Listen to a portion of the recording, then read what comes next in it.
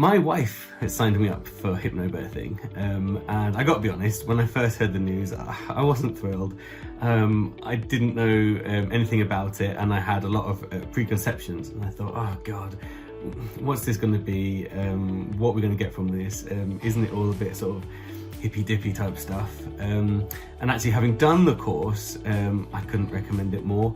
And I'm going to run you through a few things that I learned from it that stick with me to this day. And if I hadn't have done the course, things would have gone an awful lot different.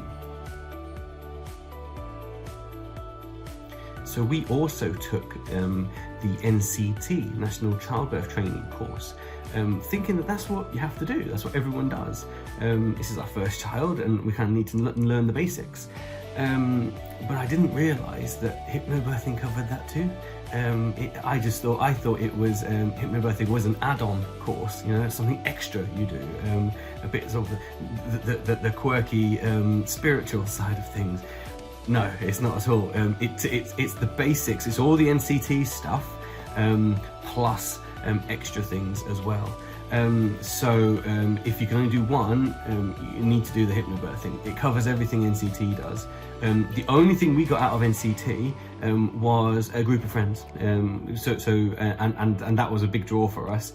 However, if we'd have done the group option face-to-face, we'd have had that too. So one of the things the hypnobirthing covered, which I didn't expect, was the birthing plan and my role in the birth and what we would go through, and how important that is and the things that I can do. I still remember the car park code for the hospital. I had everything planned out, and that was thanks to that course. One of the things that really surprised me about hypnobirthing was the fact that it's actually really science-based. The name hypnobirthing, you think it's going to be whale music, incense, candles, Enya, and so I wasn't looking forward to it.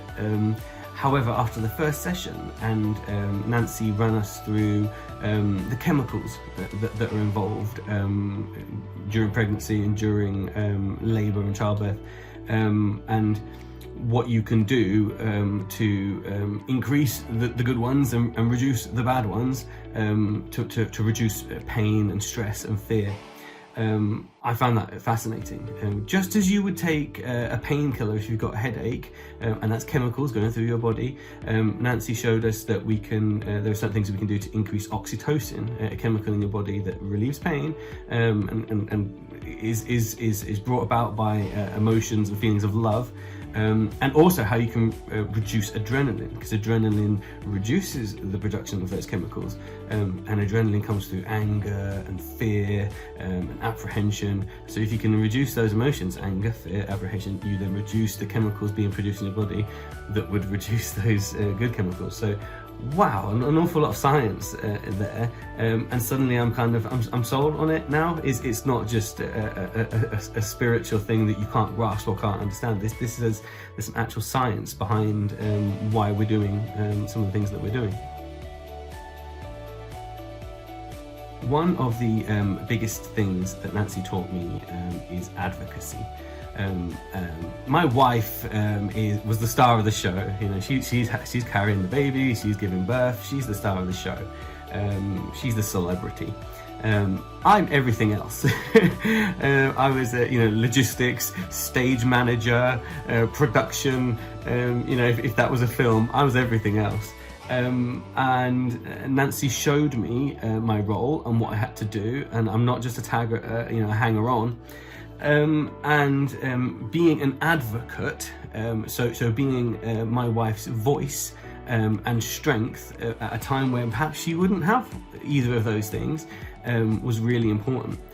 So a couple of examples. One, before the birth, we had a scare, and we thought that we were perhaps going into early labour.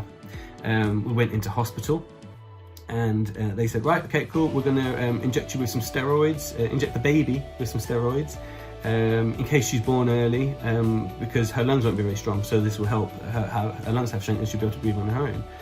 Okay, but and this is us talking to the doctor, because we know how to be advocates now. Hang on. What's the risks? What's the benefits of doing that? Oh, the risks. It could cause blindness in the baby. Right. Okay. We don't want to do this then. Are we in labour? No, you're not in labour yet, they say to us, but you might be. But we're not yet, so how about we wait and see? Okay, cool, we can do that. We can wait another 24 hours and then do it. Wow, okay. So we had to step up, and we had to say that to the doctor. They have these procedures and standard ways of doing things, and it was us who had to say, that doesn't sound quite right. How about we wait and see, and then we can do it, because then we won't have to take that risk, will we? And it was only then that that they listened to us and did that. And I wouldn't have done that without Nancy's help. I wouldn't have known to step up like that. And in fact, you could. You trust the doctor, right? Another time was actually during the birth. We went into labour a day before, and they sent us home. They said, come back tomorrow morning for your booked cesarean. It was all slow and it was all fine. Okay, so we did that. We came in the next morning and we put into a queue to go into the delivery ward for surgery, to have a cesarean. And the doctor was talking as we were going through, very nice, running us through what's going to happen. And as she was talking, it didn't seem that she twigged that my wife was in labour. And I had to say to the doctor, someone in a professional looking in a white coat, sorry to sound rude, you do realise she's in labour, right? She said no, she didn't know that she was in labour, she didn't realise. And it was only because I had the guts to stand up to this doctor and say, my opinion, pointing out the obvious. And she didn't know, and so I'm glad that I did. So this is advocacy, and I still do this to this day. Something else that hypnobirthing taught us, it sounds quite simple when I'm saying it out loud, is breathing. And there are certain breathing techniques that Nancy will teach you that can help reduce fear, reduce anxiety, reduce stress, and by doing so, that allows your body to be able to produce the chemicals, the good chemicals that it needs to be able to go through what it's about to go through, pain-free, or reduce pain. And we had to use it a few times, and I remember just as we were going in to the labour ward, my wife had a mini panic attack, and she was getting all worked up and everything, and it was me that was able to say, come on, hold my shoulders, come with me, and she just listened to me. She just listened to me and listened to the sound of my voice, and I was very calm. Inside I was panicking, obviously I was the same, but you front it out. I'm her support, I'm her advocate, and I put on that mask for her, and I was able to kind of calm her down, and through breathing, and just do a few breathing exercises that we talked through. Because my wife, and again this is the role of the supporting partner, she wasn't able to do that. She'd had the training, and she knew it. But in that moment, in that panic, in that fear, everything was coming over her, and so she needed me, and that's where I was able to step up, and I was able to provide that support. And to me, it's a very simple thing, but it was huge for her, and got through it. And so she was able to fill her body with oxygen, to regain her breathing, regain her composure, her control, and she was calm. So whereas the NCT class, the International Childbirth Training, seemed to be very fairly pro NHS, hypnobirthing has taught us to be challenging where you need to. It's neither pro and neither against, but it has, instead of just blindly saying what heroes NHS are and clapping for them all the time, it does show you, okay, now there's another side to this. And they have an agenda, and it seems to be that they go with a one-size-fits-all approach, and hypnobirthing has taught us to ask and challenge for the individual, and you say there's some standard lines that you get taught, and it might be something along the lines of, look, I know that's what we do on average, but what do we need to do for my wife? what's the appropriate thing to do here. And the NHS would try and do the cheapest, quickest intervention first, and almost not suggest anything else. So it was us that had to push for all the other options, and you have a right to these certain things. So we went for an elected cesarean. We wanted to do a home birth at first, but we were told that because of the size of the baby's shoulders might be a bit of a risk, so we'd like you to do it in hospital instead.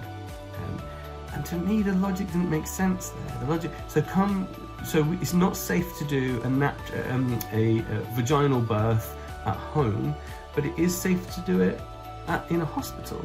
And they were very woolly about that. And so we said, okay, it's either safe or it isn't. And so we pushed for the cesarean, and then they gave us the cesarean. But it wasn't offered as an option straight away. We had to push and ask for that. So hypnobirthing will teach you what your options are, what's available to you, because the NHS certainly don't just offer it up and tell you, because in this case, the cesarean is more expensive than doing it through a vaginal birth. This will sound cheesy, but it is true. I would say that the course has changed me forever, has changed my way of thinking, and has brought that to every aspect of my life. A very simple thing that Nancy will teach you is how to challenge and say, very simply, what are the risks and what are the benefits of doing this particular course of action.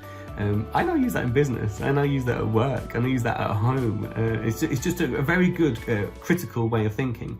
And now, since my daughter has been born, I'm still challenging, still advocating. For example, she had baby jaundice, and a lot of babies have baby jaundice, and it's a fairly common thing, and it goes away. So your skin, the skin is a little bit yellow, almost tan looking, as they sort of in their early days. They do a pinprick test, so they prick her heel and do 5 splotches of blood. Can't be pleasant, not horrendous, but not really pleasant. She cries.